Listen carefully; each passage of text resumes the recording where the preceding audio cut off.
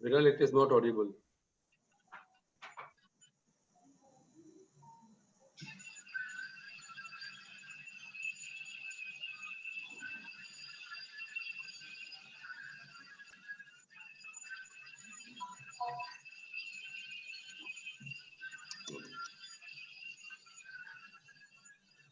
Viral, it is not audible.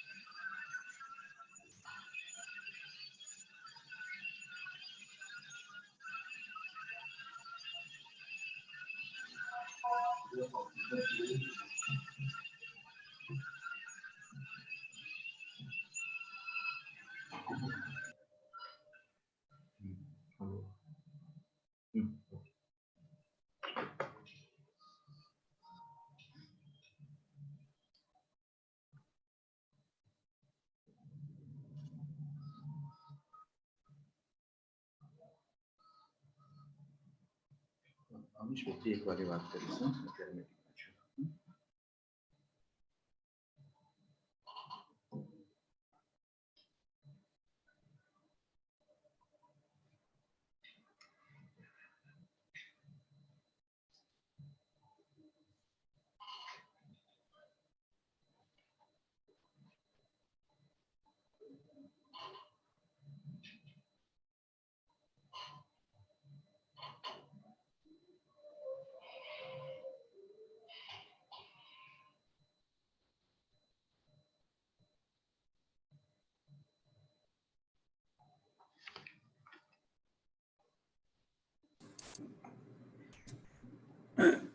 अपूर्व भाई, हाँ, yes, આમાં છે ને લેપટોપમાં मान लो કે એક રો માં 5 અને એવી 3 કે 4 રો દેખાય છે મારામાં, જ્યારે મેક્સિમમ હોય તો એનાથી વધારે પાર્ટિસિપન્ટ જોવા હોય તો કોઈ ઓપ્શન ખરો?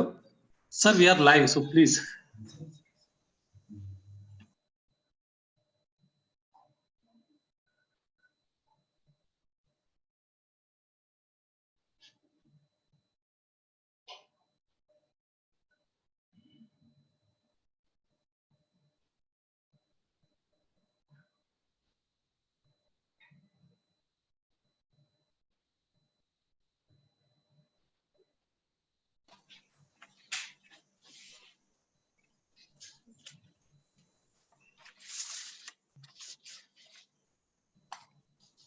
Namaskar, good morning, Vande Mataram. I, Dr. Viral Kapadia, Deputy Director, Computer Center, request Professor Apurva Shah, Director, Computer Center, and the convener of the webinar to welcome the esteemed guest and give us a brief introduction on today's webinar. Over to Apurva, sir. Yes, thank you, Viral. Very good morning and warm wishes to all dignitaries present on digital platform for the webinar on cyber security and challenges, where Professor Maninder Singh is going to address us. On this occasion, I welcome Chief Guest of today's function, Sri Bhupendra Singh Chudasama ji, Honorable Cabinet Minister, Education, Law and Justice, Government of Gujarat, who is probably going to join us in very short time. Srimati Vibhavri Ben Dave, Honorable Minister of State, Education, Women and Child Welfare, Srimati Anju Sharma, Honorable Principal Secretary, Department of Higher and Technical Education, Government of Gujarat. She is also expected to join shortly. Professor Parimal Vyas, Honorable Vice Chancellor and Visionary Vice Chancellor of Maharaja Sayajirao University of Baroda. Professor Maninder Singh, Professor and Head, Department of Computer Science and Engineering, Thapar University, and today's distinguished speaker, Dr. K.M. Chudasama, Registrar, all deans and faculties and principals of constituent colleges, teachers and students of the university. I welcome all dignitaries again for the webinar on cyber security and challenges, and thank all of you for accepting our invitation. Cybersecurity is the practice of defending computers, servers, mobile devices, electronic systems, networks, and data from malicious attacks. Nowadays, digital technologies is becoming less expensive, more popular, and penetrating up to common man. Almost everyone is using smartphone. University applications are being digitized. Smart cities are being developed by the government.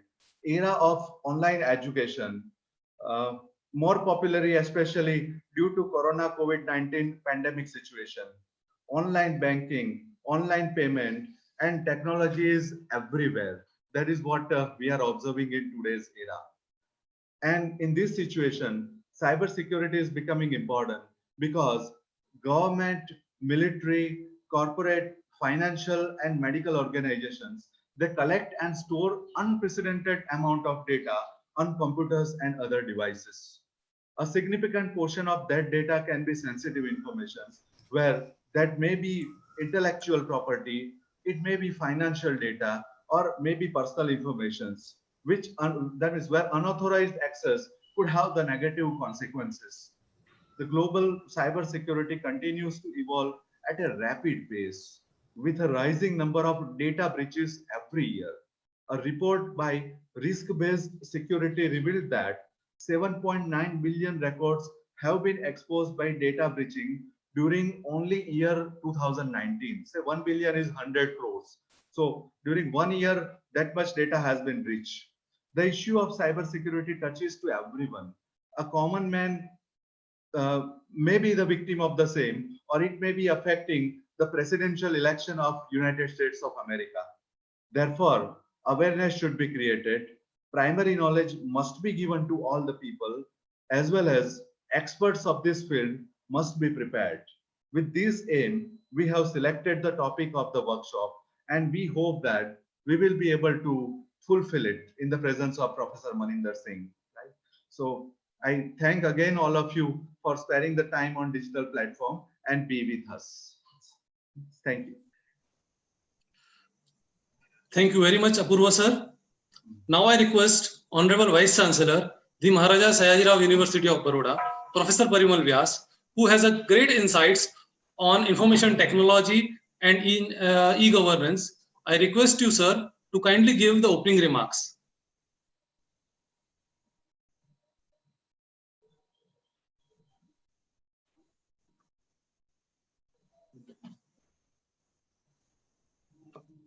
Good morning. Am I audible? Yes, sir. Yes, sir. Yeah. Namaskar, Suprabhat, Honorable Cabinet Minister Sri Bhupendra Singh Chudasama ji, Honorable Minister of State, Women, Child Welfare, Education, Vibhavriben Dave ji, our Honorable Principal Secretary Anju Sharma Madam ji, the guest and the speaker of today's session, Professor Maninder Singh ji, Professor Apurva Shah, the Head Department of Computer Applications and the Director of the Computer Center, team of the IQAC, all esteemed deans of the various faculties, heads of the departments, other invitees of the MSU, Parivar, and also the attendees who are with us today in this very important webinar on cybersecurity. We are more than happy because Honorable Chudasama sir, the Minister of Education, has decided to blaze and inspire all of us on a topic which is of a great significance. I will not take much of your time, but if the whole world is facing COVID-19 and we are yet to innovate a vaccine to face the challenges which are raised by COVID-19. Let me tell you, we are also heading towards one very important challenge. We all have heard of terrorism, but let me request all of you note that cyber terrorism has already arrived. If I just share with you one small report which Kaspersky has predicted for 2020 cryptocurrency project known as Libra. I'm not an expert into information technology, but let me tell you, information technology has become part of our life. We cannot think of life without using smart devices. Everything has become smart, including our lifestyle. But then this smart lifestyle which we all have adopted, it has also brought many challenges and ignorance and unawareness. If we are having, when we use technology, we'll have to pay the price. We also need to be very, very active, agile, and proactive before we use these devices. And we are expecting the experts under this Libra this cryptocurrency project, that bank accounts and financial investment applications installed on phones will be attacked in a big way in 2020. In 2019, if I say that it was experienced that criminals were carrying out targeted attack on financial institutions. The current focus is on institutions, but we all use smart mobile phones and we install all those applications. This can now become soft targets in near future when we talk about the cyber terrorism or cyber attacks. One very interesting method now that has become very popular and known to some of us is geoskimming, which is also likely to get more attention and traction among attackers, where now we are increasingly using various e-commerce websites, and it is vulnerable to the cyber risk. Let me share my own experience. Even the website of the Maharaja Sahajirao University of Baroda, when we in fact are busy because all our applications and interface and the connectivity is through our website, there are attacks made in the past, as you all know, and we have tried to improve upon each time to save the websites and data from such attacks that we are getting.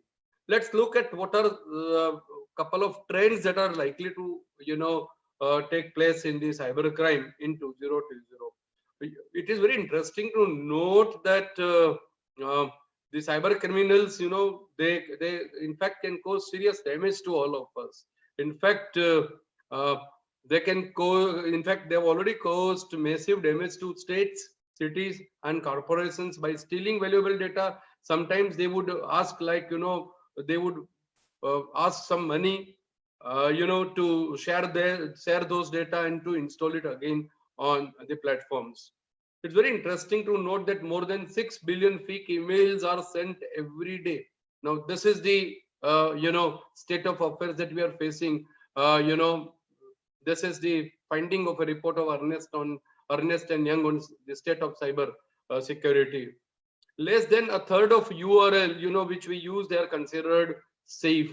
And phishing, I think it's a kind of a cybercrime in which the targets are contacted by email, telephone, text message, and I hope, including Reserve Bank of India, there are a couple of advertisements that we watch that we should not share our personal details, we should not write our password, we should not communicate or respond to any phone calls wherever the details are asked from us on bank, credit card, and passwords.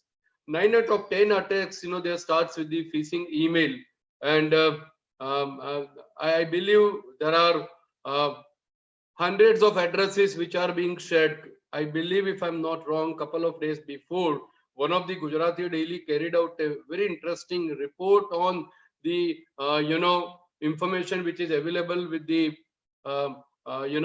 hackers or maybe unethical hackers, where they carry all kinds of details with them on our Aadhaar card, our credit card, and all such other personal information.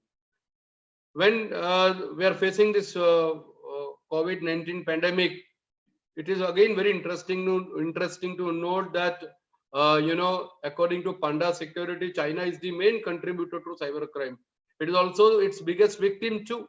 In fact, China is the most infected country by malware in the world, and in Europe, Turkey has this title, and more than 40% of all personal computers are infected. American companies, they in fact have lost around 27 million annually. This is the figure that we have received from the report on the cyber attacks by the cyber attackers. Then another challenge that which we are facing in cybercrime is that businesses are targeted with the ransomware every 40 seconds. So there's something very, very interesting. Now, ransomware is a type of malware from cryptovirology that threatens to publish the victim's data or perpetually block access to it unless a ransom is paid. I think that's what I said. Then half of the fraudulent activity now is happening on mobile phones. I think it's good that we all use smart mobile phones, but then we all will have to learn how to use this and how to carry out various transactions, especially online shopping, or whenever we are getting engaged into e-commerce activity. We really need to be very, very proactive. We have to learn all the tips that are being conveyed to us. They are conveyed to us on radio, they are conveyed to us in newspaper, they are available also on online. But using mobile platforms, I think there are all probabilities that in the near future we would be under cyber attacks, and then we in fact there are instances that people have lost their money, people have lost their email, people have lost their information and data, and in some cases they've lost their money which is deposited in the bank accounts. More than 10,000 androids are infected every day. What I personally believe that we really in fact educate all our students also and all others, because cybercrime statistics it reveals that more than 11,000 incidences of malware appears every day. I think this is reflective of about 40% increase from the year 2017. 300 billion passwords are in use. Just imagine. And the most common password which is being used is 1 2 3 4 5 6.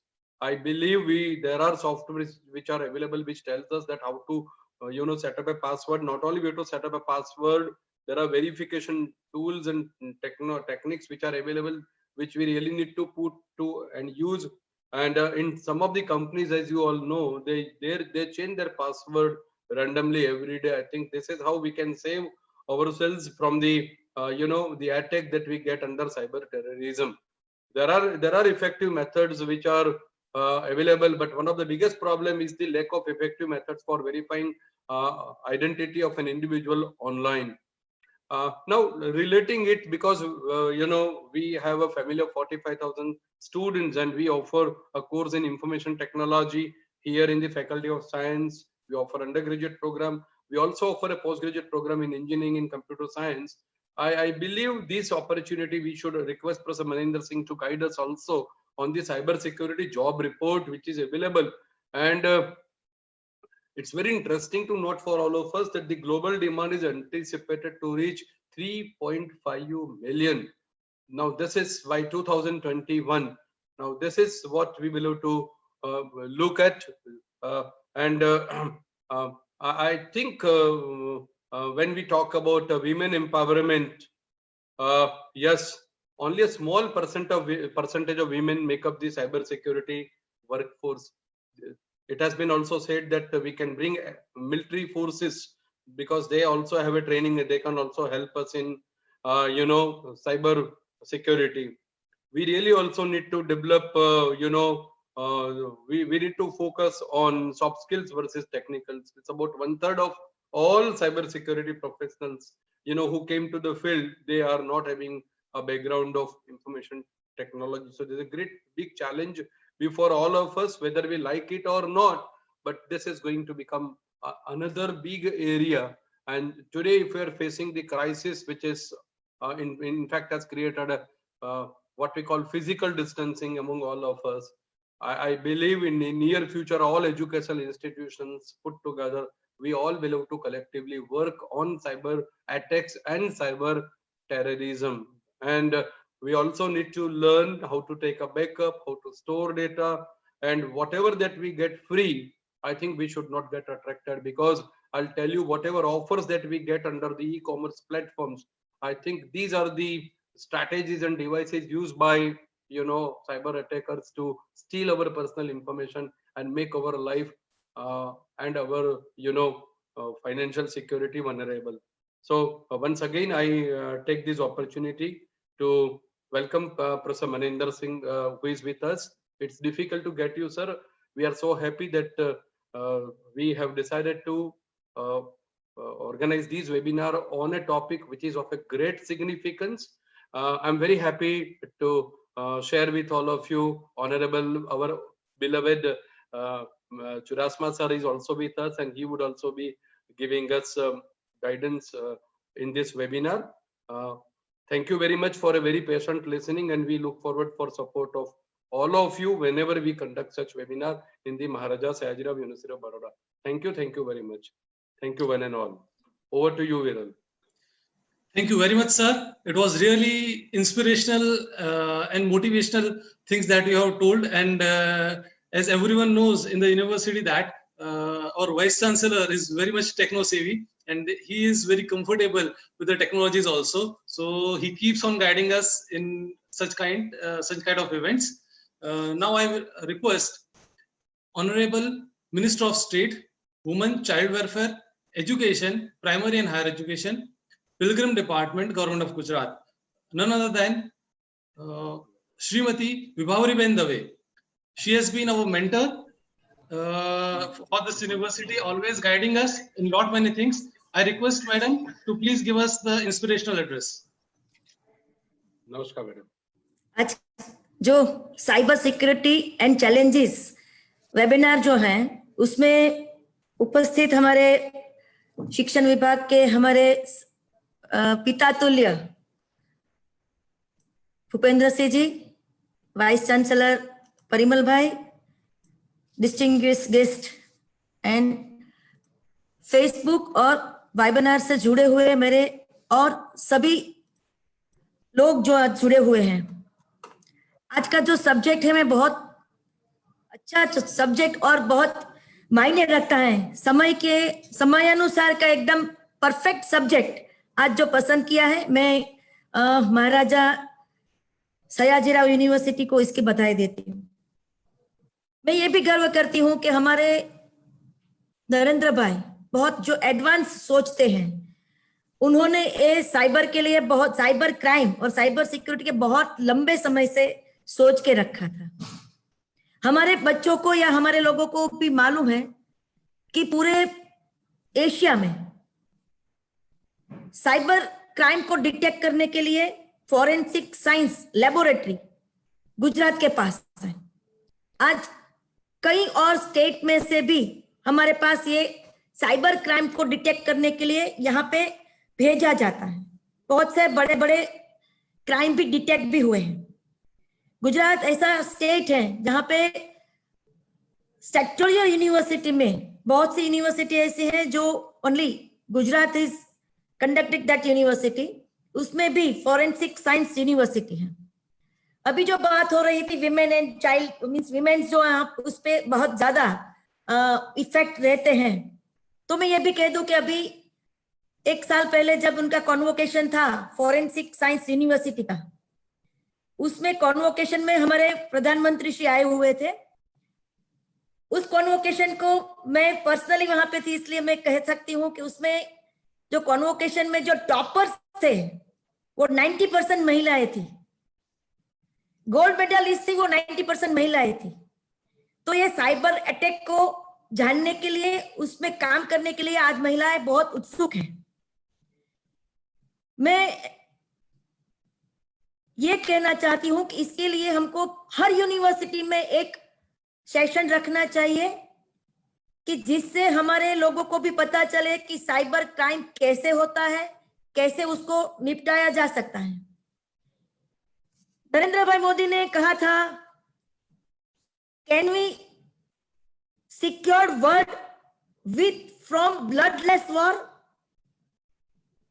क्या हम दुनिया को bloodless war से बचा सकते हैं? ये bloodless war क्या है? ये बिना खून बहाए जो वॉर होती है वो क्या है? वो यही साइबर क्राइम है, वो साइबर अटैक है। साइबर वैसे और टेररिज्म है, लेकिन साइबर टेररिज्म भी एक टेररिज्म है।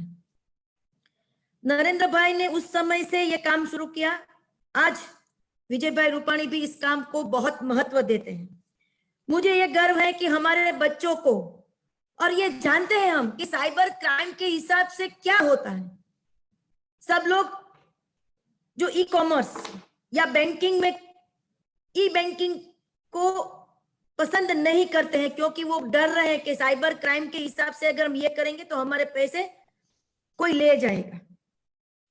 तो ई कॉमर्स का हमारा जो कॉन्सेप्ट है, वो कॉन्सेप्ट को ये साइबर क्राइम अलग से वो उसको होने नहीं देता है।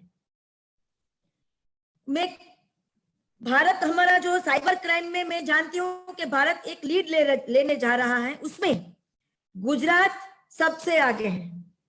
आज से 6 महीने पहले हमारे अमित भाई शाह ने 2 प्रोजेक्ट लॉन्च किया है जो गृह विभाग हमारे होम मिनिस्ट्री के अंडर में आते हैं।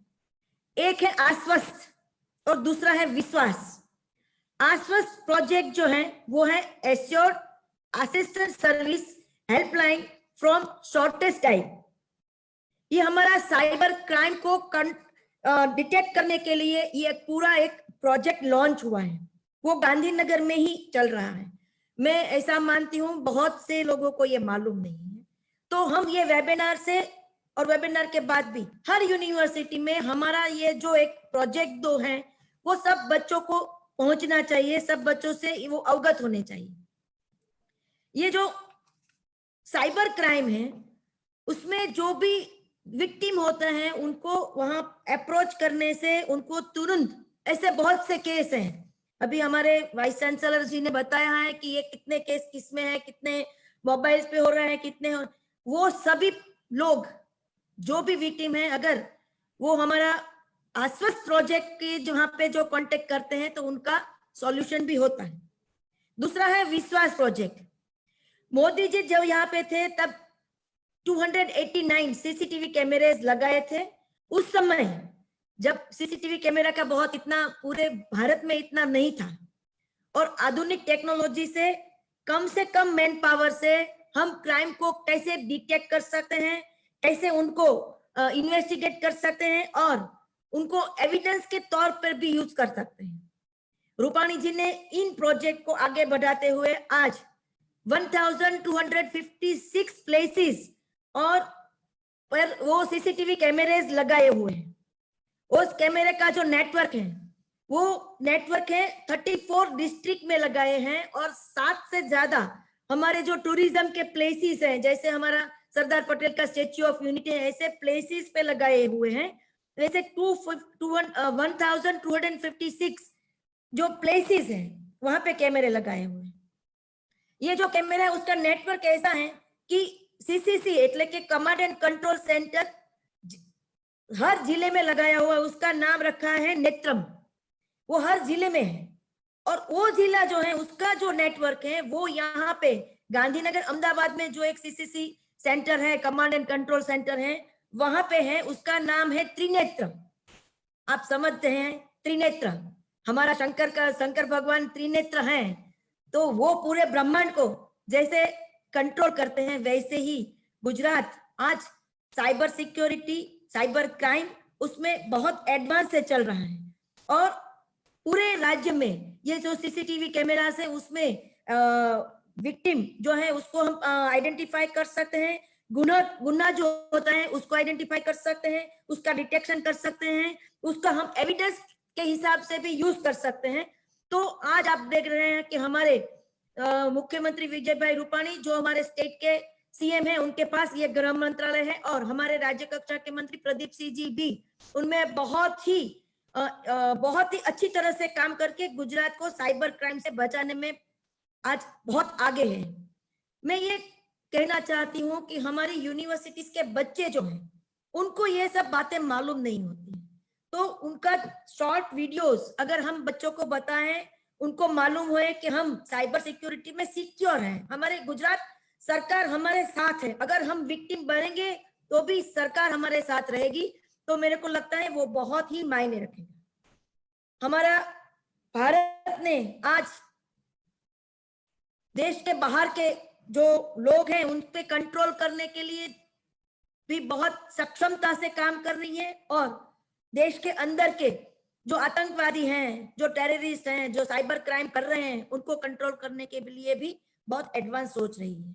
तो ये विक्टिम्स जो हैं, उनके पास ये अगर ये इंफॉर्मेशन पहुंचे तो मेरे को लगता है कि ये अच्छा हो सकता है। आज ये जो सब्जेक्ट रखा है, मैं जानती हूँ कि हमारी यूनिवर्सिटी है, जो फॉरेंसिक साइंस यूनिवर्सिटी है, उसमें ये सब सब्जेक्ट पढ़ाया जाता है, सिखाया जाता है कि कैसे उसको हम सिक्योर कर सकते हैं, ये भी कहा जाता है।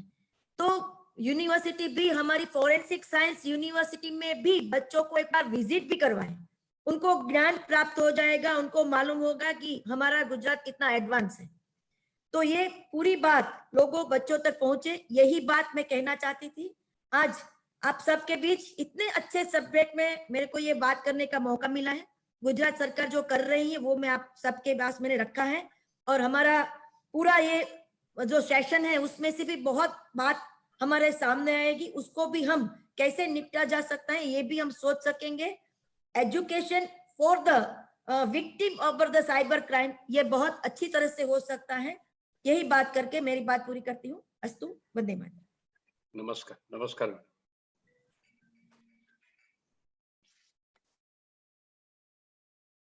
माननीय विभावरीबेन Dave, thank you very much for your guidance and giving us not many opportunities for the students to visit at Gujarat Forensic Science University. We'll definitely make a visit over there as per your suggestion. And now I take the pleasure to introduce the most prominent personality in the world who has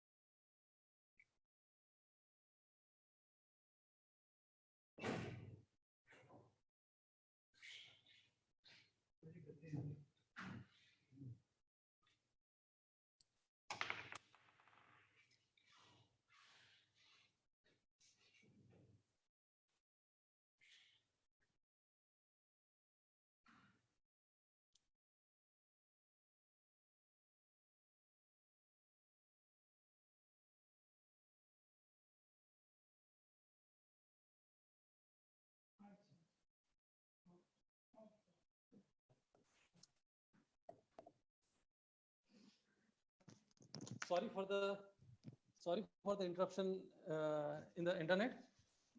I'll start again. I take the pleasure of introducing the most prominent personality in the field of security, that is, who has invented zero-day worm detection framework, Professor Maninder Singh. He is head of the Department of Computer Science and Engineering at Thapar University. He has been working as a consultant in many of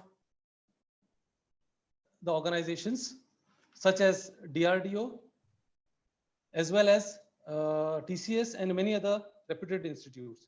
He has been the author of many of the research papers, more than 60, in reputed journals like Scopus and SCI. He has also delivered many of the MOOC courses at EMRC CC India. He is also taking the charge of Center for Information and Technology Management and campus-wide network, ERP, and strategic planning.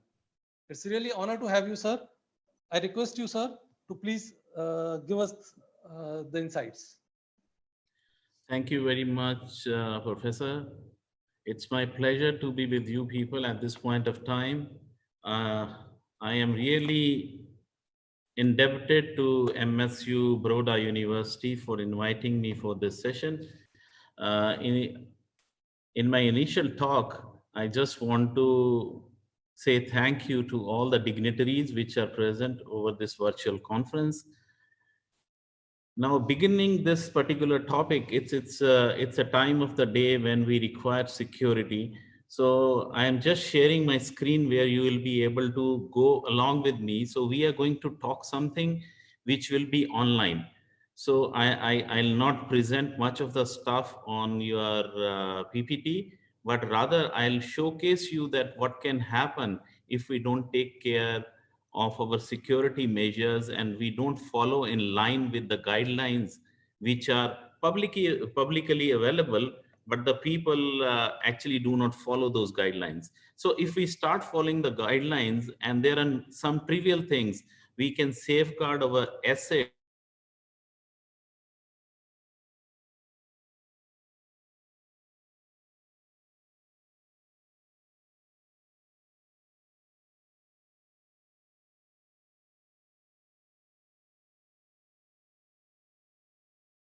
your hand. So these are the guidelines which are issued. But again, if the people refrain from following those guidelines, then there will be a trouble. So I'm going to let you know what are these guidelines and how the people can follow those guidelines in order to better secure their assets. So I'm just sharing you the screen so that you people can come to know what we are talking about. See, most of us, whenever we wish to go to any of the website, so basically we take help of Google because we may not know where that website is. For example, I'll just give you one simple example, then you will be able to know what we are talking about. Now, I want to go to IIT Bombay website, so I don't know what is the FQDN of that website, that what I need to type in the address bar so that I can go to this particular website. So I just type IIT Bombay here and press the Google search button. So I think the screen is visible, Apur? Yes, sir, it is visible. Yes, sir, it's visible. Okay, perfect. So I have typed IIT Bombay, and when I press Google, it gives me a particular URL where I can click. So it is giving me the search results where the IIT Bombay is appearing. So these are the search results which are available at this point of time. So these many searches are available for IIT Bombay. So I click on this first, which is at the top, which says IIT Bombay. So when I click on this, this is how usually we people go into this. Now, if you see, it says cybersecurity seminar at MSU Baroda, copyright Maninder Singh. Now, this is live. I am showcasing you that the website of IIT Bombay at this point of time, I have done something here. So it is giving me the banner. So I went to Google and this is live. So you can search anything else. If I say MSU Baroda, so it is giving me the live. Okay, the same thing I did here. I said IIT Bombay. So I click on this link. This is usually how we basically search internet. So we click on the links and that can be very dangerous. So because the reason is once I click on this, so how many people will say that this is IIT Bombay? Almost everybody will say this is IIT Bombay. Because by virtue of looking at this, and by virtue of looking at this logo, they all say this is IIT Bombay. So when we say IIT Bombay, this is not actually IIT Bombay website. If you can see, the IIT Bombay website will not say the cybersecurity seminar at MSU Baroda. So then the first thing which comes into mind, so if it could have been a fake, if this is a fake website, this is a fake web page, but from where it has come? It has come from searching a Google. So I just typed IIT Bombay in the Google and it gave me this page. So I locally did something on this particular page, but this can be done at different levels also.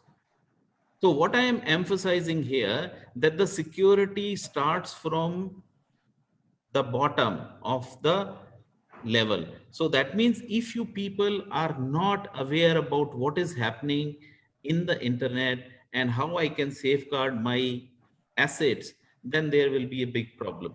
So I wish that all the people should know these little bit of things, that so that they can safeguard their assets.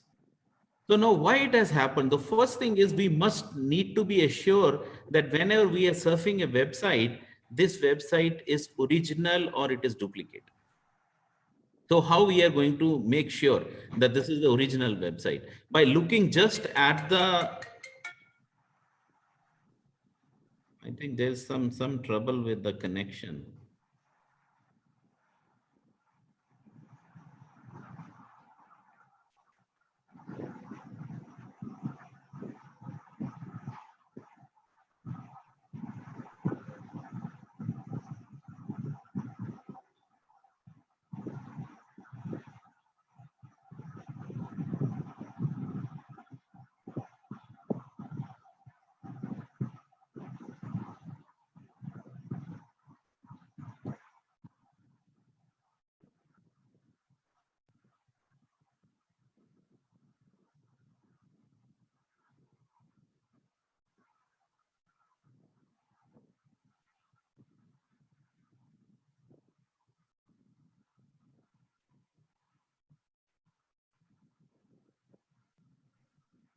Sorry, there was a disruption in the internet. So we were talking about that.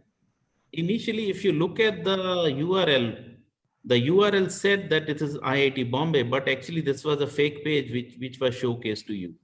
Now, what will happen if you go to a banking website and that banking website is a fake website? So first thing we need to know, we need to understand what basically this particular string means.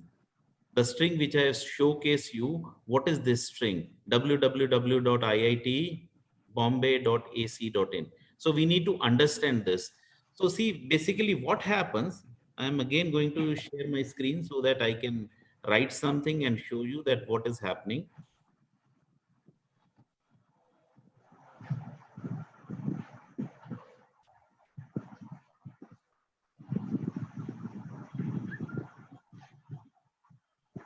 Now, if you look at this screen, basically what happens, we simply type www.iitbombay.ac.in. Now, we as a human being can read this, but what about the computer? Computer doesn't understand what is www.iitbombay.ac.in. So it sends a request to a domain name server, and this domain name server gives it an address. And that address we usually, I think almost everybody would know now, this address is called IP address.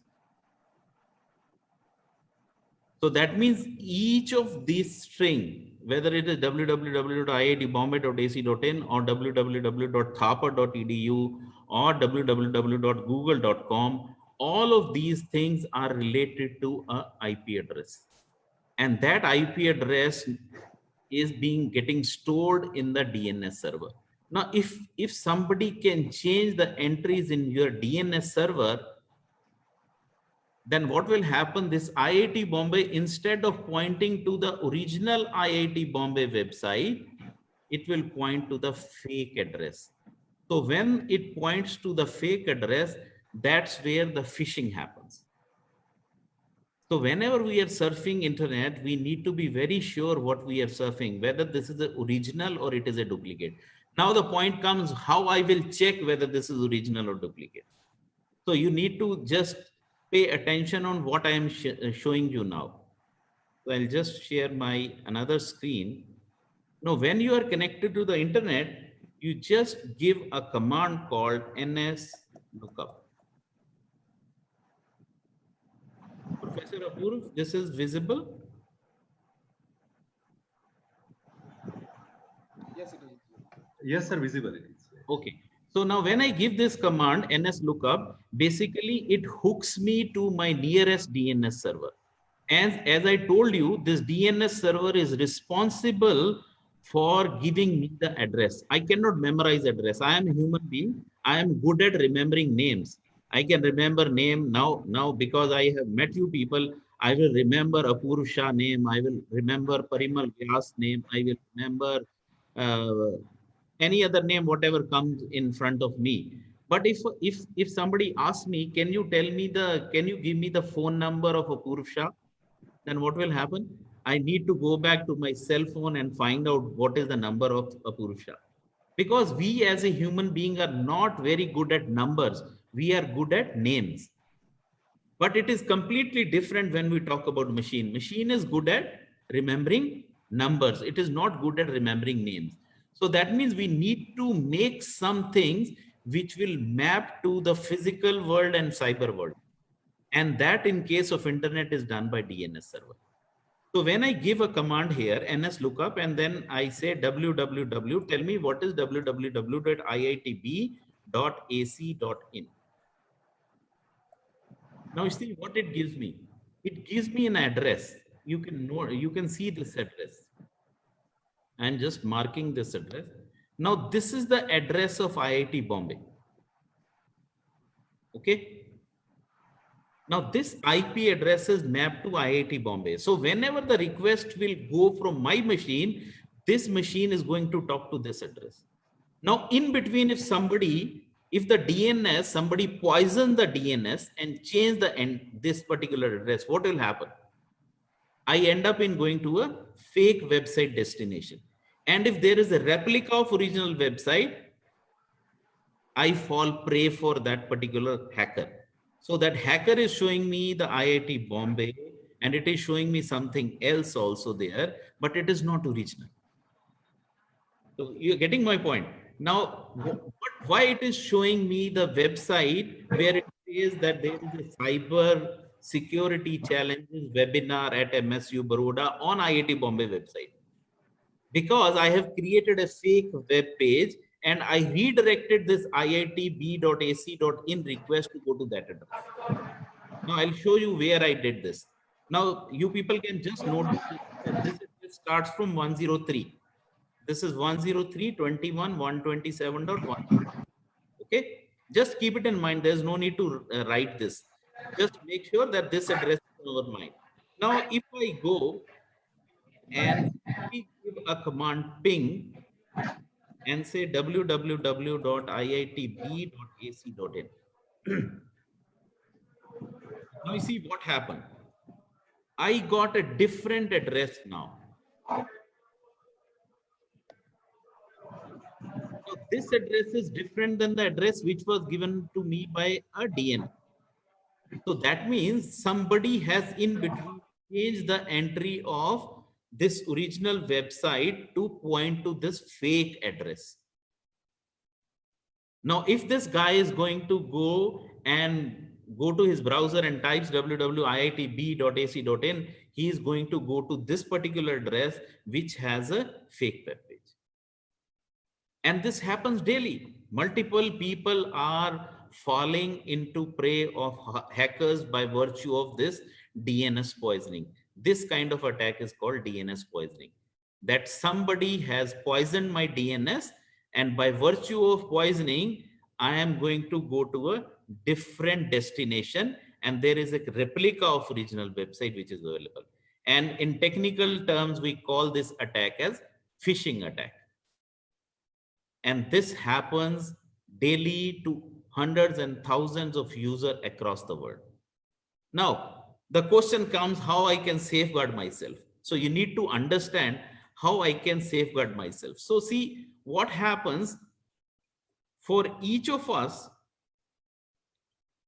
need to know that whenever somebody registers a website, this website gets registered with a registering authority. Now, in case of iitb.ac.in, whatever website ends with .in domain, which is India, it gets registered to registry.in. So I'll share my screen and show you that how this registration happens. So if you look at this screen, I'm just typing a new thing. I'm just saying www.registry.in. Now it has opened me the domain registrar website of India. So if you had taken the domain name as .in or .bharat, so all the registration happens on this particular website. This is a government website. Now I'll type in here, I'll say, I want to query iitb.ac. So when I search, it shows me that it is showing me click here for honors information. So if I click on this, so it will take me and tell me who is the owner for this particular website. So it says this is a IIT Bombay domain name. So it gives me lots of information about this particular website. So I'm not interested in this. I am interested in these things. I'm highlighting this. This is very important for everybody to note down. So I have highlighted 3 addresses. One is dns2.iitbombay.ac.in, dns3.iitb.ac.in, and dns1.iitb.ac.in. And this happens for every website. It's not that IIT Bombay. So we are not actually doing any attack on IIT Bombay website. This is just an explanation of how to distinguish between a fake website and an original website. So just make a note of this. So I have noted. So this is the authority server for IIT Bombay. Now, again, once I have noted this, so I'll again go back to my screen where I had opened the NS lookup. So here I'll again say NS lookup. Now here I say www.iitb.ac.in. Now see what it is giving. It is giving me address, but I don't know whether this is original address or a duplicate address. Okay. Because it itself says it is a non-authoritative answer. That means even the DNS is not sure that this particular IP is of IIT Bombay or it is of a fake entity. So we need to be very sure. So what we are going to do, we have already noted a string from the registry.in. So we'll say server dns2.iitb.ac.in. So when I do this, I got connected to IIT Bombay's DNS server. Now here I'll put the query again. Tell me what is www.iitb.ac.in. Now, when I enter, see what happened. It gives me the same address. See, these 2 addresses are same. This as well as this. These both addresses are same.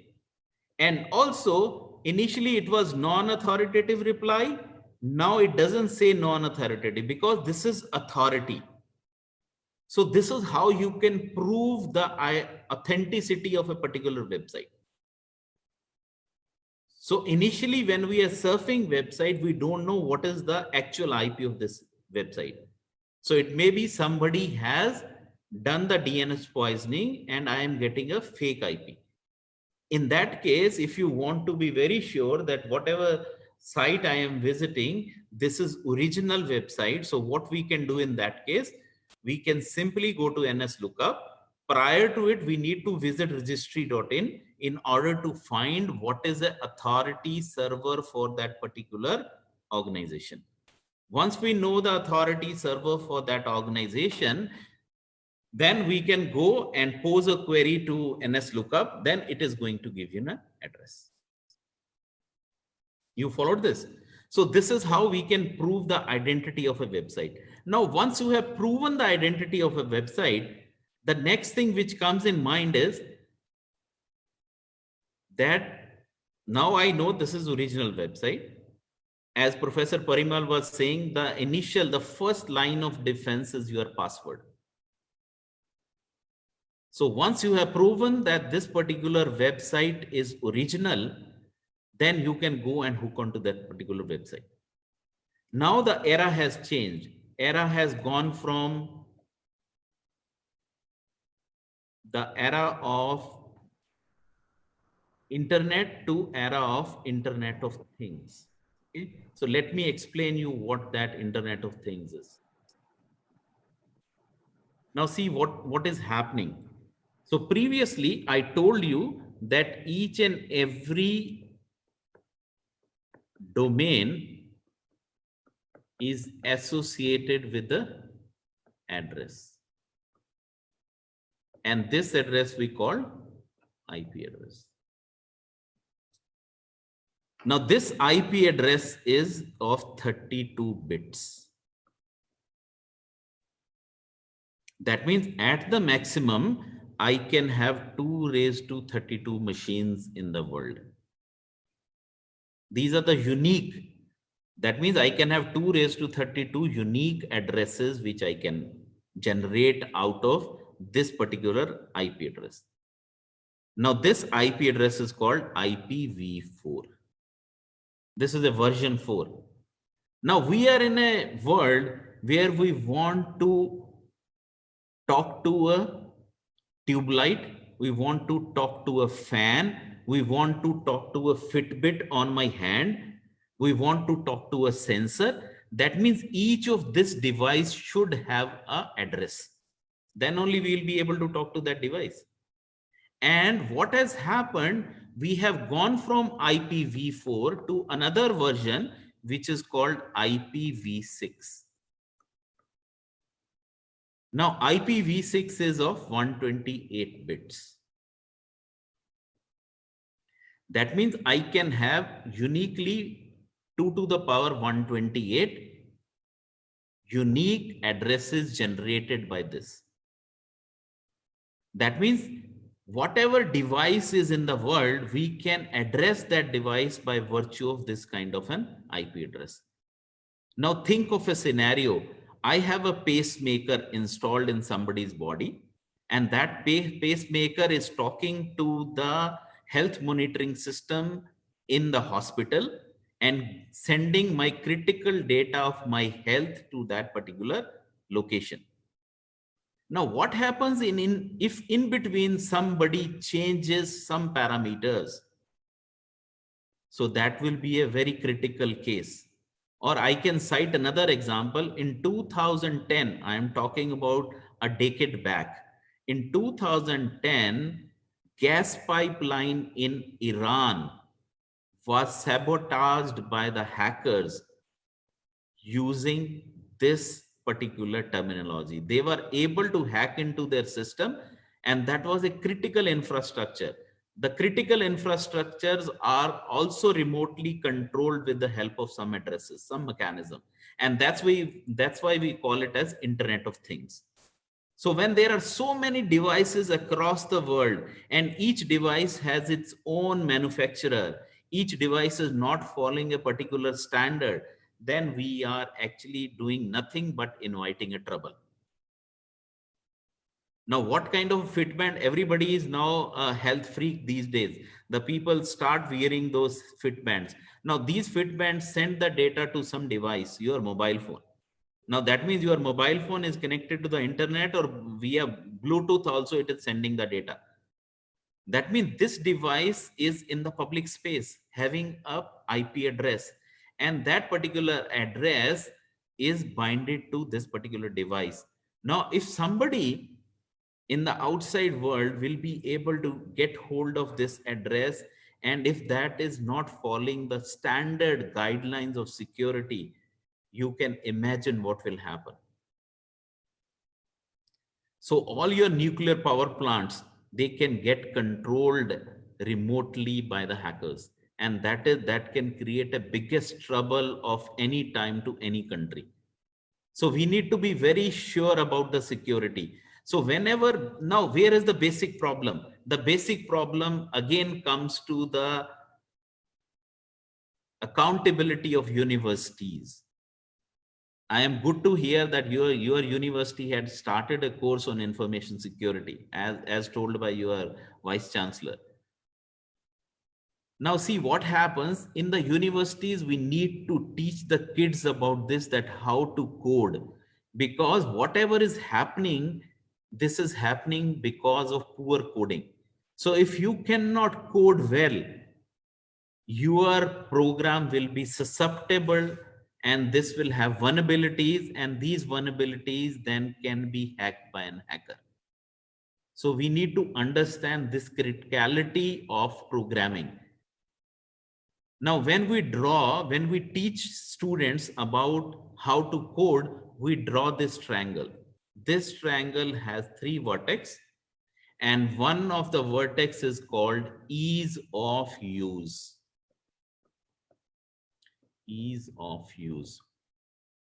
One vertex is called functionality, and the third vertex is called security.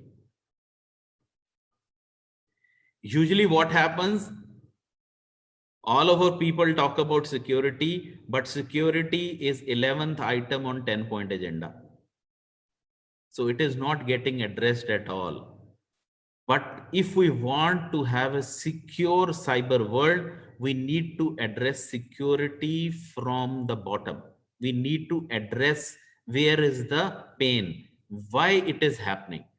So why is that the DNS cannot be secured? Why is that my code cannot be secured? So these things need to be taught to the students at the college level.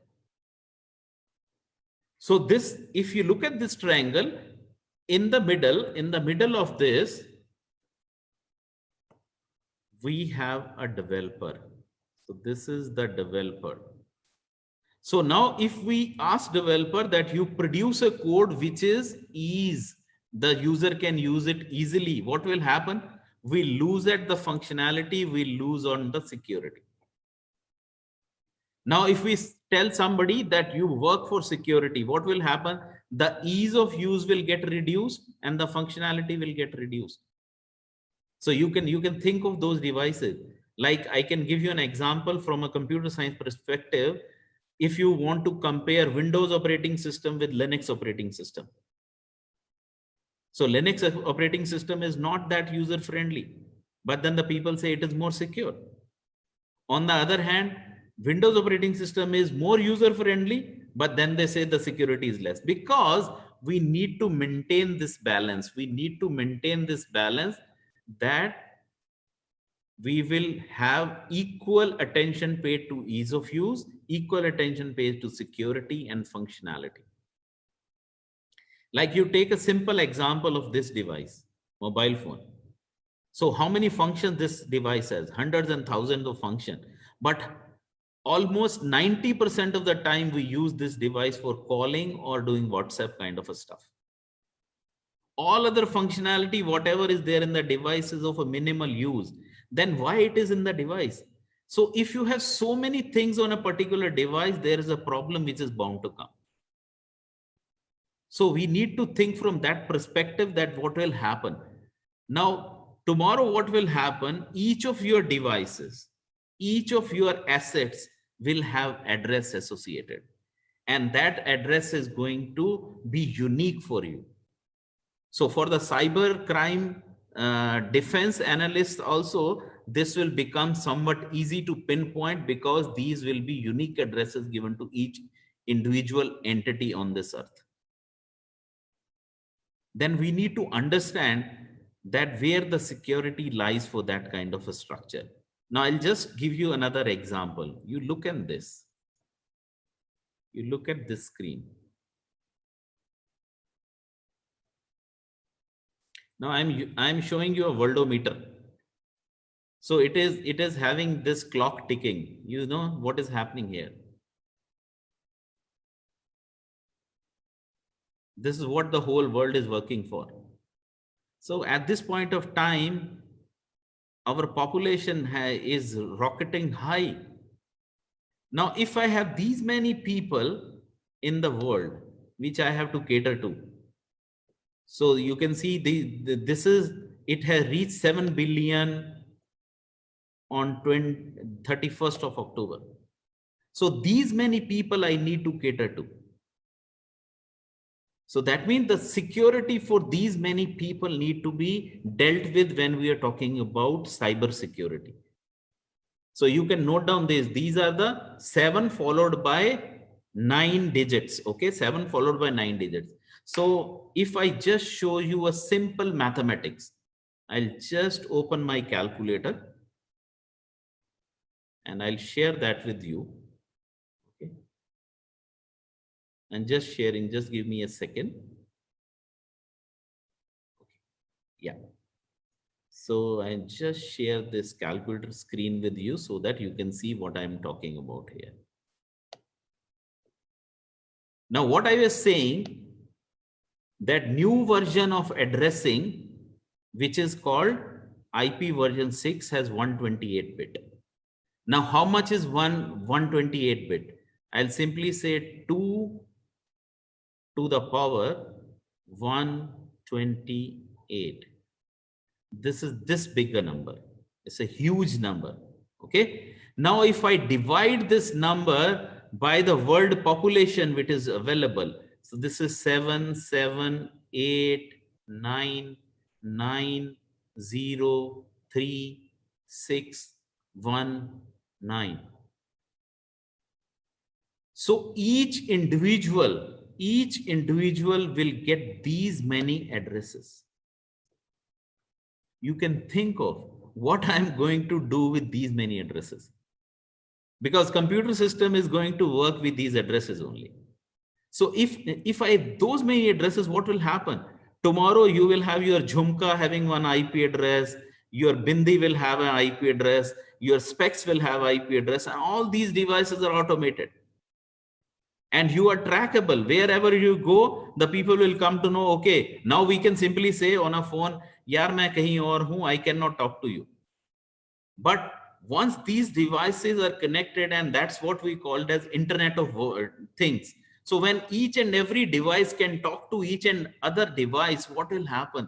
Think of a scenario that we need so many security professionals to secure each and every individual who is having so many devices with him or her.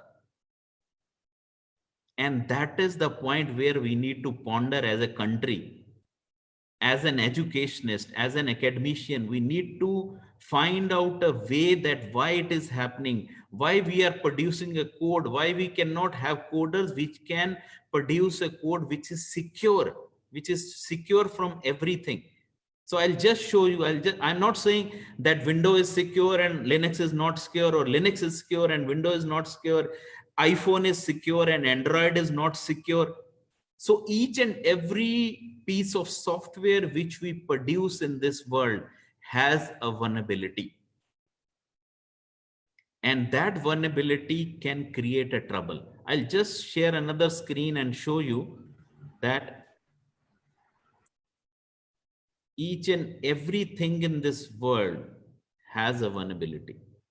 I'll just show you this. You just, are you able to see this screen? I'll just go here and I'll type cve.mitre.org.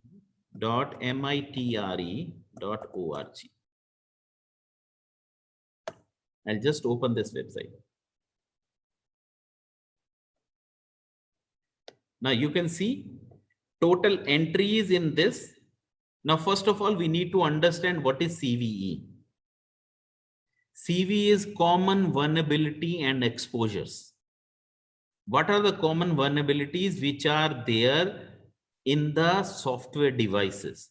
Now, this is all in the public space. This is available across the world. Now, if you look in here, if you say search CVE list, and I want to know, is there some vulnerability for Cisco devices? Okay. So if I say submit,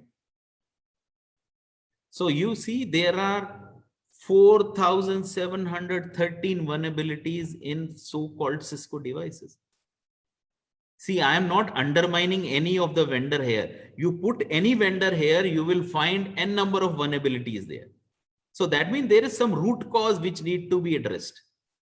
Now, if I go back and just do another search, if I say Microsoft, these are the big names in the industry. If I say Microsoft, I say submit. Now see how many vulnerabilities? 5,907 vulnerabilities. Now the problem comes, if we have, now you people would have heard in the news that Zoom has a trouble, that there is a security problem with the Zoom, and we are doing a Zoom session. So what these people did, there was a vulnerability, they plugged the vulnerability. Now it is somewhat secure. Why I am saying somewhat? Because there may be some other vulnerability which may come up in near future. So we need to understand that the vulnerabilities, the root cause of all of these troubles is only one root cause. And that root cause is poor programming. The software engineers, the developers which we are producing are not good enough. They don't know the security. They can produce the code, but that code is not secure. So we need to know that in order to give the secure coding practices to our people, we must understand that they also need to know how the security paradigm is, what kind of hacking tools are available. So we need to train them on an offensive security as well as on a defensive security paradigm. And that is how the people will make sure that whatever code they are producing will have minimal vulnerabilities. And now what the hackers basically do, they go to these kind of website and find out a vulnerability, and then there is a detail written that how you can exploit this vulnerability. So the golden rule to stay secure is you must update your devices routine on a routine basis.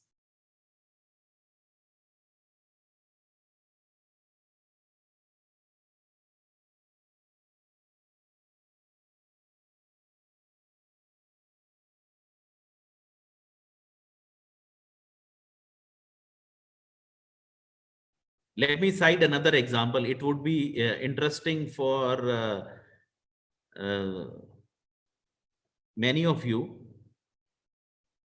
All of us go to ATMs to withdraw the money.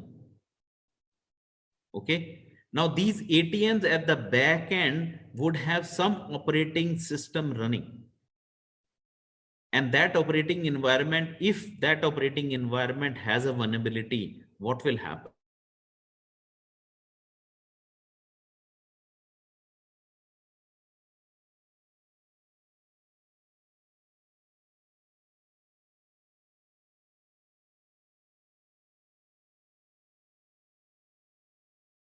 Security posture of our country as whole, that what is need to be done. So in order to be secure, we need to address these things in the curricula. We need to teach the students that these are the things where they can safeguard us against. Now if we want to, so this is the one thing which you need to understand. Now the another thing is, once I am there, I'm just will give you another example.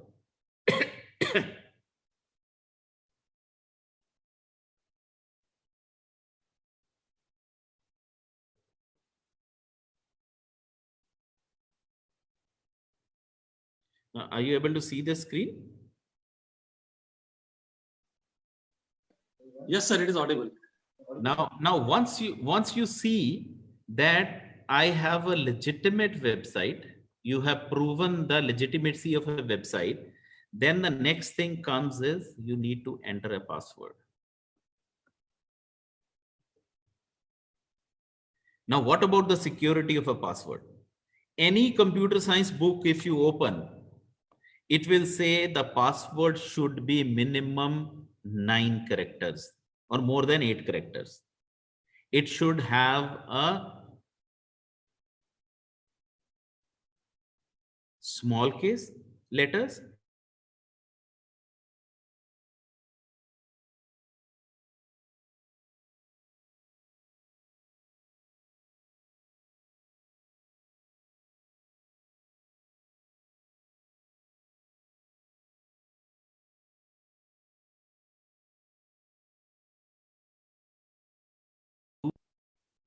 Is it a strong password? Now, if you look at the book and compare it, it is a strong password. The reason was because L is capital. These 4 letters are small. This is a special symbol and it has digits also. The total length is 1, 2, 3, 4, 5, 6, 7.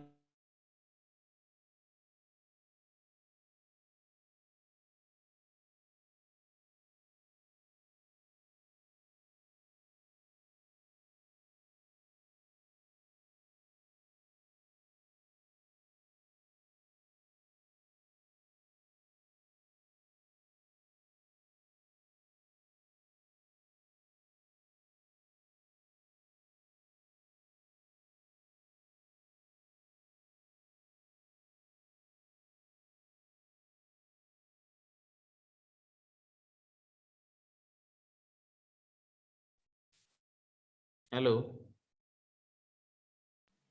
Yes, sir, there was some problem, I hope, from the internet at your end. Now it is audible, sir. Your voice is audible, sir.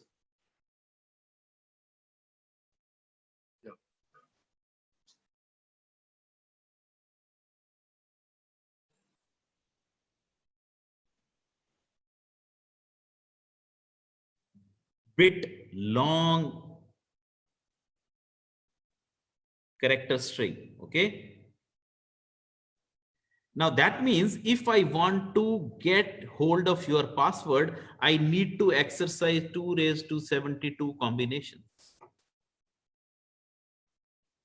Okay. And if we take today's kind of a hardware available, exercising 2 raised to 72 will not take much of your time.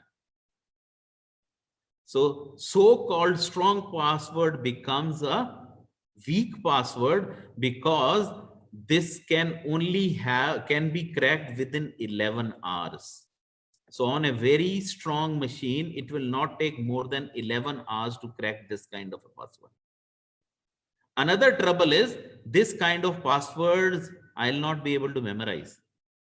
So if I have more than one account, what I'll basically do, I'll change a little bit of this. If one of my password is Lassi at 202, another password may be @202 Lassi or some combination of here and there. Because I am a human, it's very difficult for me to memorize this kind of a password. So if you want to be secure on this front, you should have a password which is long enough. The longer the password is, the stronger the password. Let's say you have a password, a quick brown fox jumps over a lazy dog.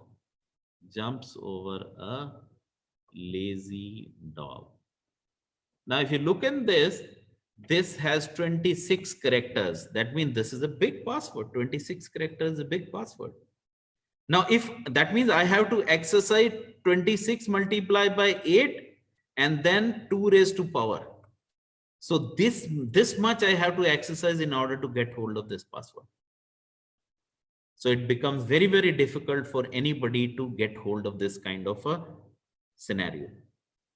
So the tip is that whenever you want to keep password, you can have passphrases rather than password, which will be for you to easily you can remember those. Like you can have a password, na no man tel hoga, na radha nachegi. Who stops you? But then if you put this on a banking website, the banking website will say you cannot have a password more than 14 characters. That means we need to educate those people also who have made the software that kindly allow us to have a bigger passwords. Because the bigger the password is, the stronger the password. So those people are also actually trained by our academicians. We have trained those people ki bhaiya, whenever you are programming, you need to make sure that the password length should not increase this much. Otherwise, you need to, each and everybody then thinks of how many resources I need in order to store this and that. So those are the things which we need to, these may look very trivial things, but if you take cognizance of these trivial things, I am sure that if your security at this point of time is 10%, definitely it is going to rise to 90%. I'm not saying 100%, which is not true. All the systems in this world are hackable. If you give it to a hacker who's a seasoned hacker, he can hack your system anyhow. But only thing is we need to increase the level of security so that the people will be able to defend their assets by following these trivial tricks and tips. Now, finally, I'll give you another trick and trip where you will be able to safeguard your system, because I have told you one method of proving the authenticity of a website, and that was by virtue of knowing whether this is authoritative or non-authoritative. But if I start looking for authority and non-authority for each and every website, it is basically going to increase my effort, and I don't want to do that. So basically, I'm going to tell you, if you want to prove that a particular website is secure, it can be done very easily. Now, how we can do that? I'll just share my screen and then I'll tell you how you can be sure that this website is secure. Now, if you look at the top of this, where I am clicking this, it says not secure. Now, if I go here, it says there is a lock here. So if you go to any website, which is financial world website, for example, if I open a website called ICICIbank.com. Now see what happened.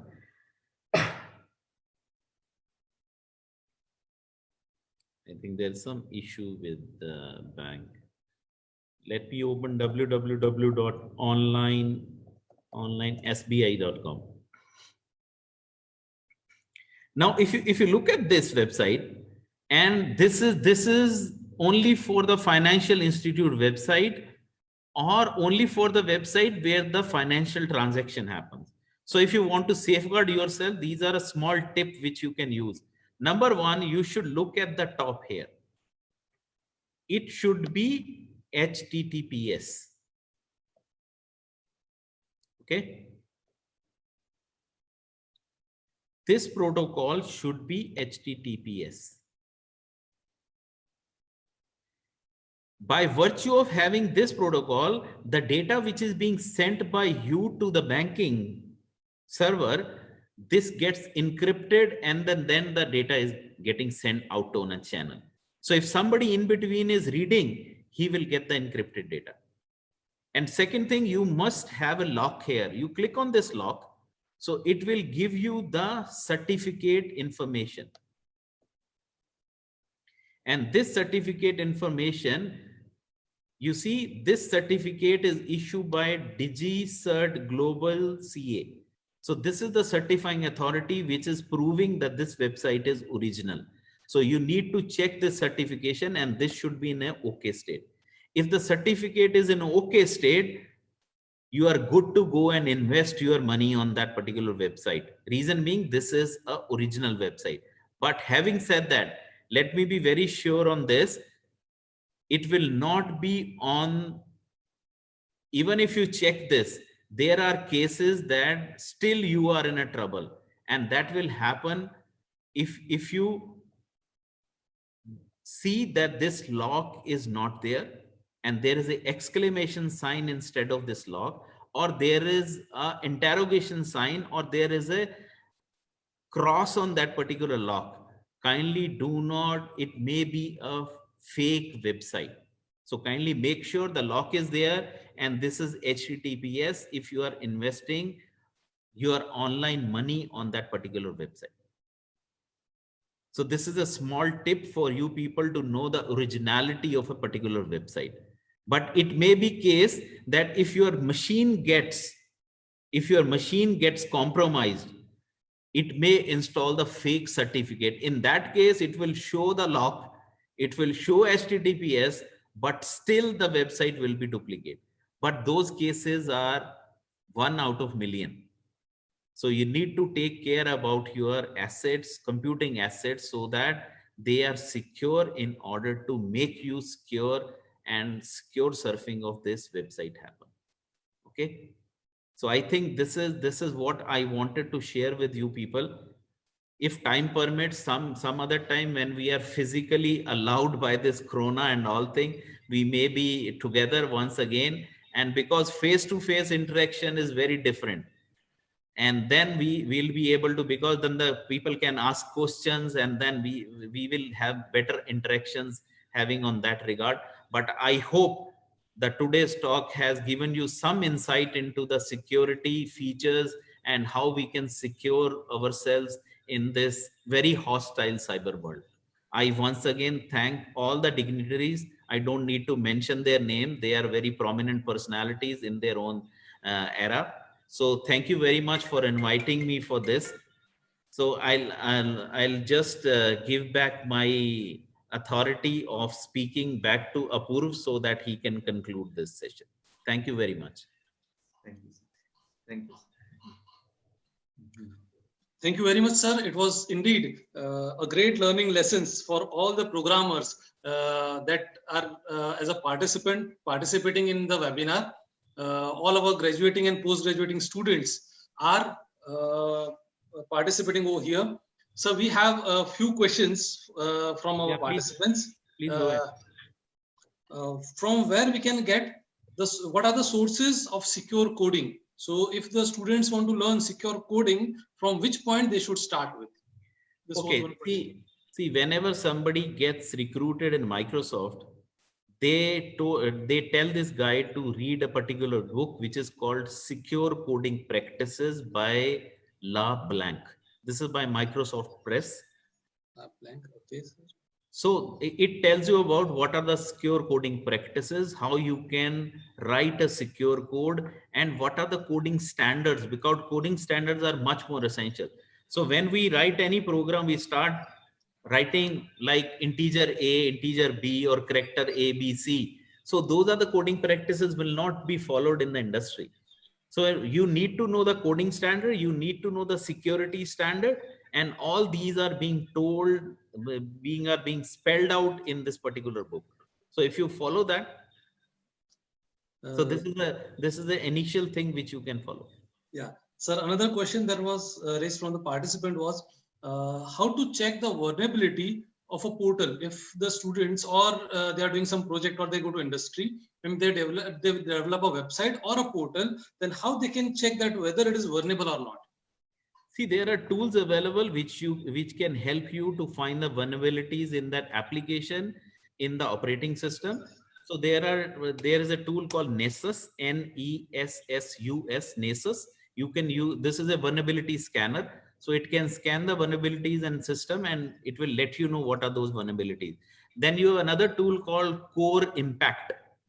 Core Impact can also find out the vulnerabilities. So if you want to know the vulnerabilities in web application, there is a software called Itunex. So you can use these tools in order to know what are the vulnerabilities which are there in your system.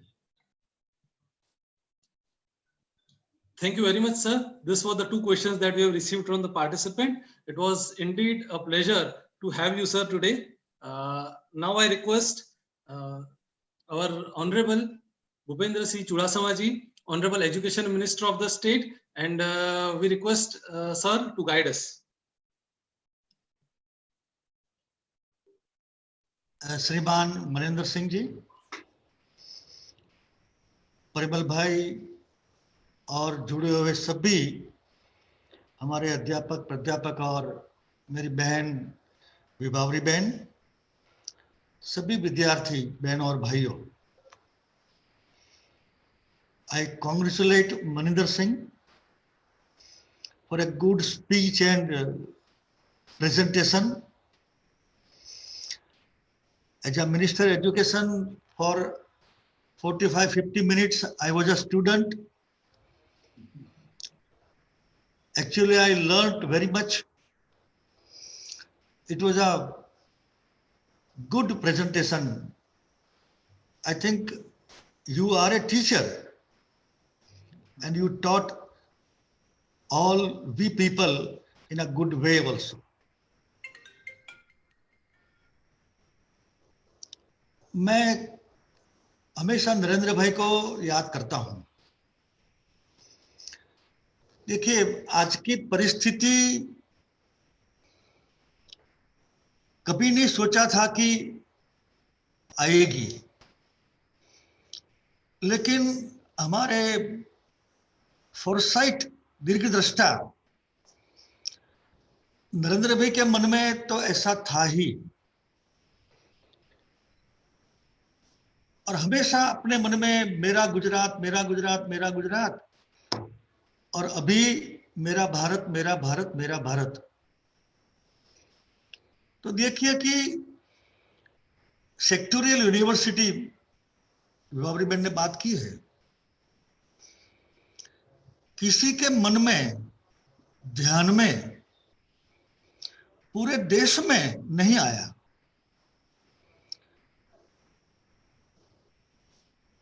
9-10 sectoral university समाज जीवन से जुड़े हुए विषयों को लेकर के आज जो हम बात कर रहे हैं वो फोरेंसिक साइंस लेबोरेटरी हमारी वहां है, यूनिवर्सिटी है, forensic science university.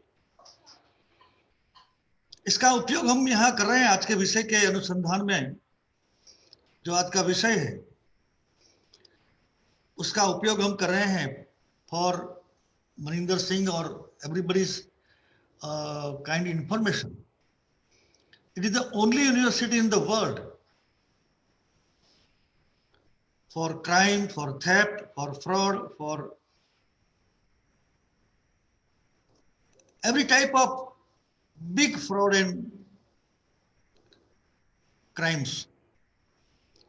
There is a system for investigation, and we are doing successfully this work.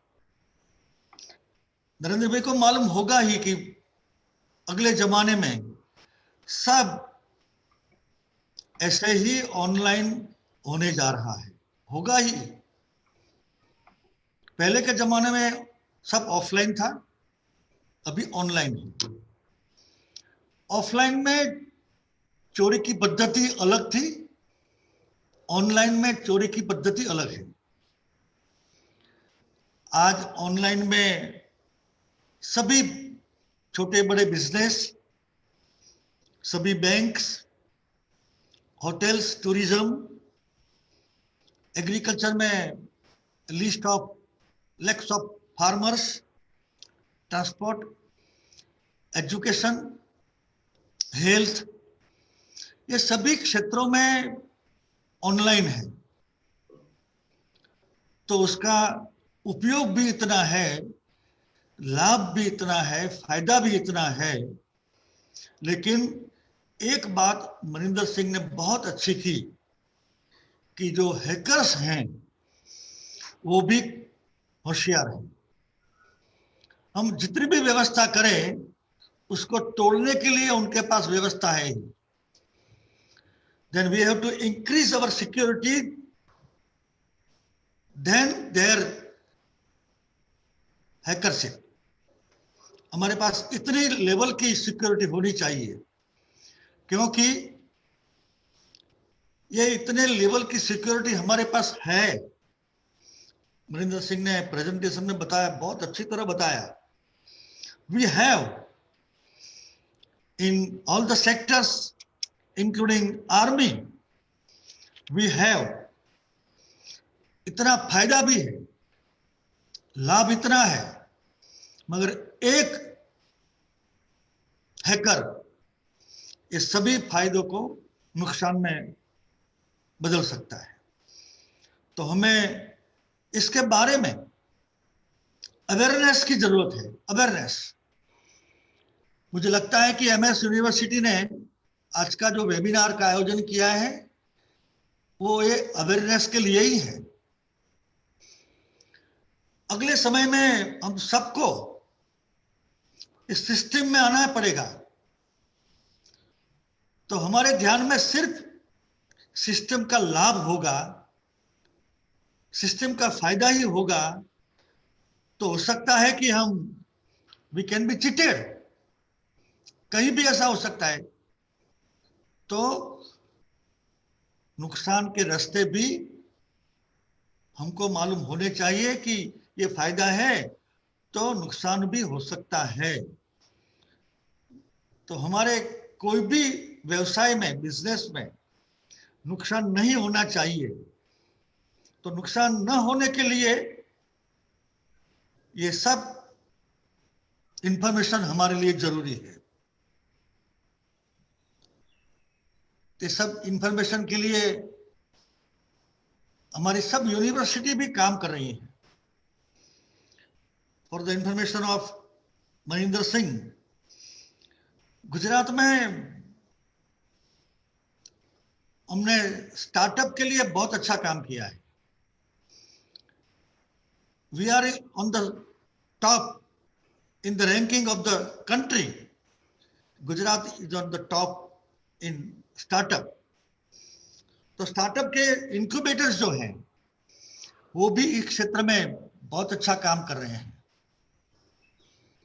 ये सब इंक्यूबेटर को, स्टार्टअप वालों को और सभी यूनिवर्सिटी के सभी विद्यार्थियों को ये प्रत्यक्ष जानकारी के लिए मुझे लगता है कि हमारी फॉरेंसिक यूनिवर्सिटी में पर्सनल लाना चाहिए। समय बहुत हुआ है।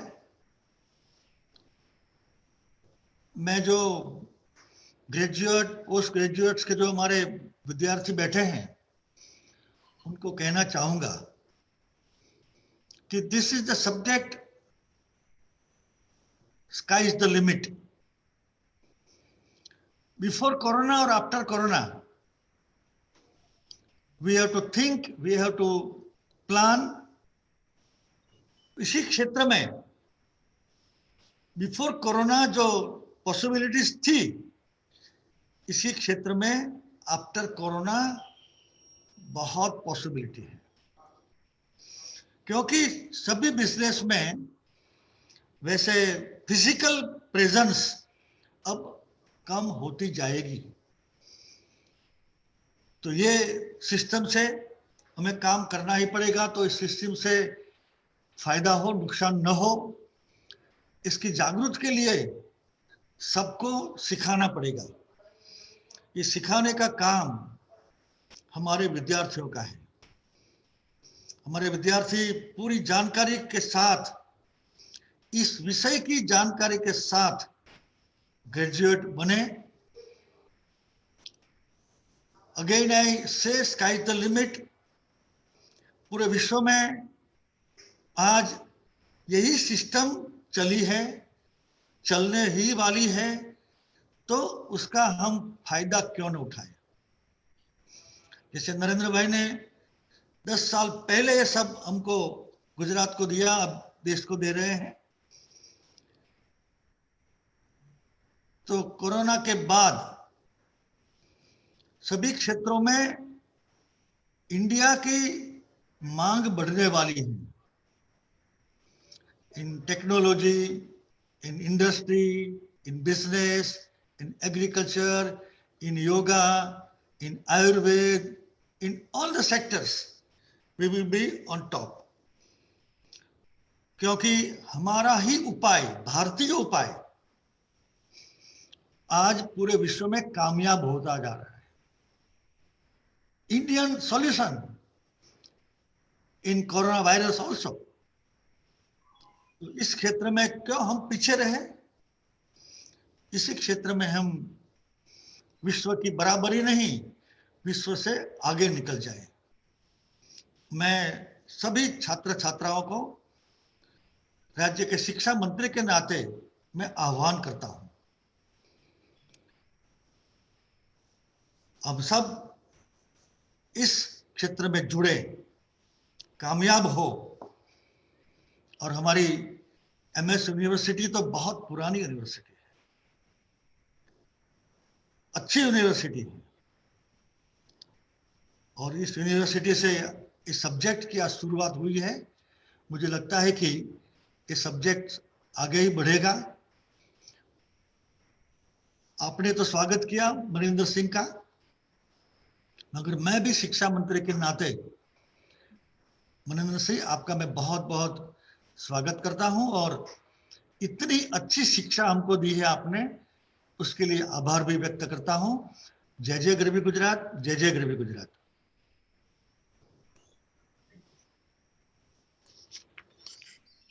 The Maharaja Sayajirao University of Baroda really feel blessed by the word of Honorable Education Minister Shri Bhupendra Singh Chudasama.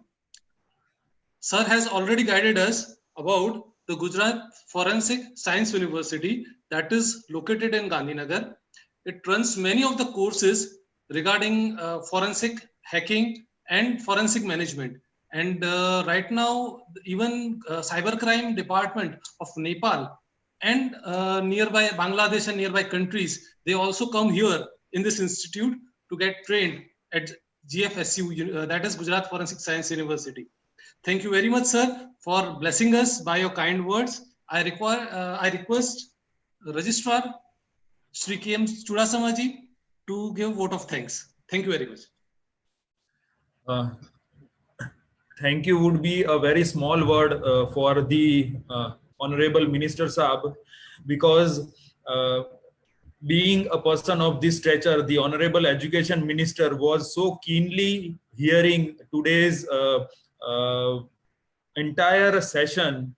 Despite his busy schedule, he was signing the documents, but the keen interest in learning, this is what motivates us, sir. And every time when we see this kind of behavior of yours, it will motivate us to learn more and more, to develop more and more at whatever venture we are doing. Thank you would be a small word for you, sir. We are indeed very blessed, and he being so generous person that since past 1 hour, he is listening to the technicality of the entire communication being delivered here. So that zeal he has as an education person, and the minister, if he is so keen about learning, we have to march ahead looking to the motivation of the minister, sir. Sir, we are really very blessed to have you at this venture in our webinar, and today you have again given us a dose of motivation to learn, to develop, and to march ahead in whatever the betterment we can do for the entire education committee. Thanks for being with us. Thanks you very much, sir. I would also thank Honorable Minister of State, Vibhavri Madam. She was also keen in listening to it, though her video was off, but I was noticing that she was very much there, and she was also listening to the entire thing.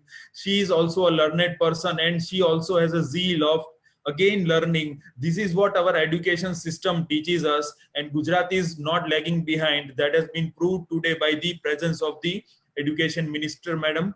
Also, thank you, Madam, for being with us.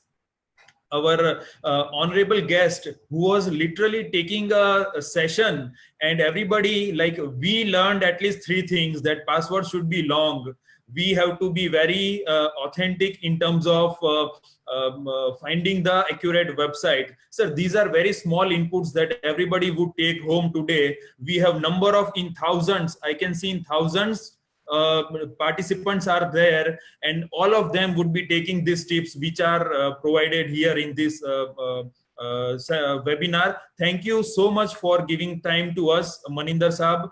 We would be happy to receive you physically present here, as Honorable Minister Saab said, that now, as we know that you have an input in this regard, after this COVID or during the next betterment of the situation, we would again invite you to Gujarat for the inputs. Thank you so much for being thus. Honorable Principal Secretary Madam Anju Madam, thanks for all the motivation and encouragement for organizing this kind of webinars to us. We are indeed very blessed to have you.